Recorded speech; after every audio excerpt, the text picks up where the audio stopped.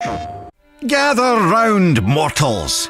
For the first time, hear the tale of young Atreus' maiden trip into the perilous Norse wilds, where malice and danger abound.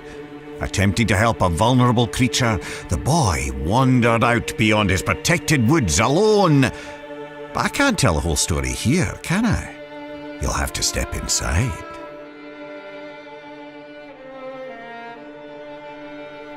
Atreus awoke to find his father missing. Not that there was anything unusual about that. Tasked with retrieving their dinner, Kratos would often take leave on day-long hunts. Why it took all day, Atreus never fully understood, but he knew better than to ask. After a quick breakfast, the boy got up and headed outside to practice his archery. He drew his bow taut, let his deep breath loose, and released an arrow. It sailed far beyond his target, becoming just another stick in the woods. The boy sighed.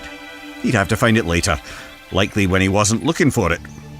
Determined to hit the target this time, he grabbed another arrow and focused hard. He held the string till his arm burned and let it fly. A bullseye! Well, almost. Maybe if you looked at it from a certain angle. You know.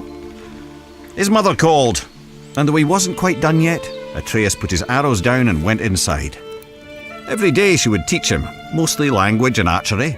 Honestly, the kid was pure dead brilliant, reading and writing on his own already. Today she gave him a lesson he was especially excited about. The creatures of the Norse wilds. Berserkers, trolls, witches, and even the undead. After answering her son's many questions, Atreus' mother sent him back out. He fired a few arrows, missing with most of them. He wasn't a bad archer, really, but he wasn't easy on himself either. Frustrated, the little bairn sulked off into the woods.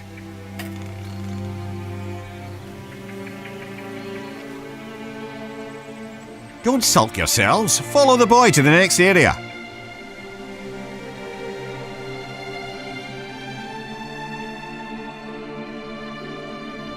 Atreus climbed up and sat cradled in the branches of one of his favourite trees. On days like this, he liked to close his eyes, listen to the forest, and let his mind wander. This kind of solitude never felt lonely to him, perhaps because he could hear things others could not. Ever since he could remember, the thoughts of others, animals mostly, could intrude upon his own. He couldn't much control it, and he didn't tell his mother or father of it, but it only added to the boy's absolute captivation with what adventure might lie past his all-too-familiar woods. As Atreus craned his head in an attempt to hear even farther, a desperate cry for help crept in at the edges of his mind. Not a whisper in his ears, but rather a shout inside his skull. Atreus shot up, and as he did, heard a second voice, a call to adventure, taunting him with the promise of a hero's journey. He jumped down from the tree and ran toward the voices. They grew louder and louder, overwhelming him to the point that he halted abruptly, stumbling as his inertia nearly overtook him. He hesitated there, knowing it would displease both his parents to venture further. In response, the voices only grew more urgent, demanding his attention. The lad could barely concentrate with this cacophony filling his head. He decided to follow the cry for help. Even as he did, the other voice derided the boy, calling him a coward. But if Atreus were to disobey his parents, it would have to come with good reason. Surely, he thought, they couldn't be too upset at him for responding to a distress call. Nearly convincing himself this might be true, Atreus took a deep breath and stepped out of the protected woods he'd known all his life into the foreboding Norse wilds.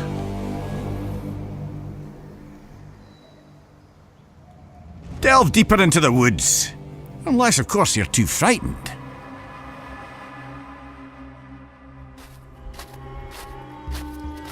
Making his way through Midgard's unfamiliar terrain, the pained cry of a wounded doe rang out, carried on the frigid breeze. After attempting to study the patterns of nearby tree roots to use as a guide back home, he set off in the direction of the injured animal. He imagined himself as the gods from his mother's stories, travelling to distant realms on the great tree Yggdrasil. He was brave Tyr, mapping the unknown for the good of all the realms. He was the mighty Ullr, on a hunt for honour and glory. He was lost, completely and hopelessly so. The woods now seemed to be a repeating maze of trees and jagged boulders. His growing panic was interrupted by sharp screams of agonizing pain. The wounded animal was near and in true peril. Forgetting his own dilemma, Atreus shot toward the cries of the beast. And there, in a clearing near a creek, he saw it. A wounded doe lay on the ground.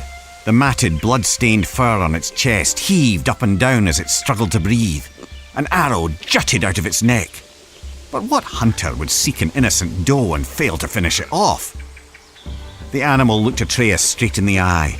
Its pained grunts eased now as its pupils contracted. The one he had called had come. "You're safe now. I'm here," Atreus said, clumsily attempting to comfort the poor soul. "You can let go." The doe's strained breath became shallower. It took one final gulp of air in and ceased to move. Atreus laid his hands on the doe's heart and softly recited Norse death rites, inspired by his mother's teachings. The boy sighed, and his eyes drifted upward. As they did, he noticed there was far too much blood on the ground for a simple arrow wound. The red stains in the snow trailed off into the deeper brush. Atreus jumped to his feet to follow it.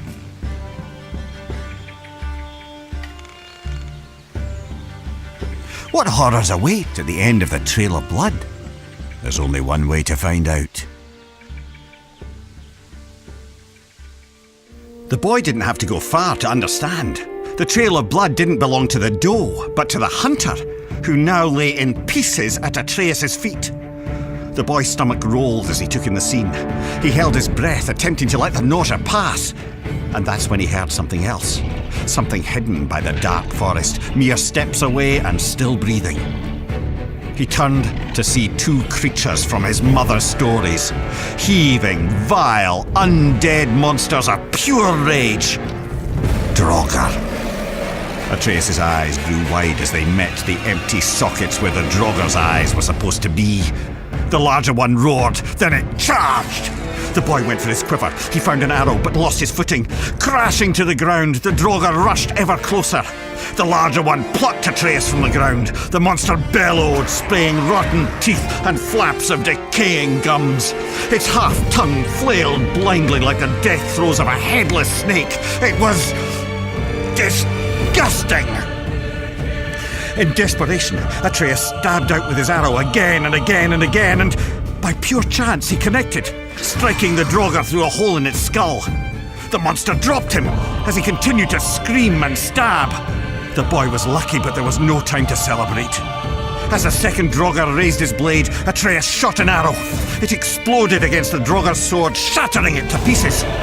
Quicker than the boy could react, a shard of the blade sliced into his arm. He yelled out in torturous pain. But as the Draugr drew in for the final kill, Atreus wasn't afraid anymore. He was angry. The blinding pain turned to white-hot rage as his ears pounded. His vision glazed to pure red. As the creature bellowed with fury, so did Atreus. Two warriors with nothing left but anger and pain.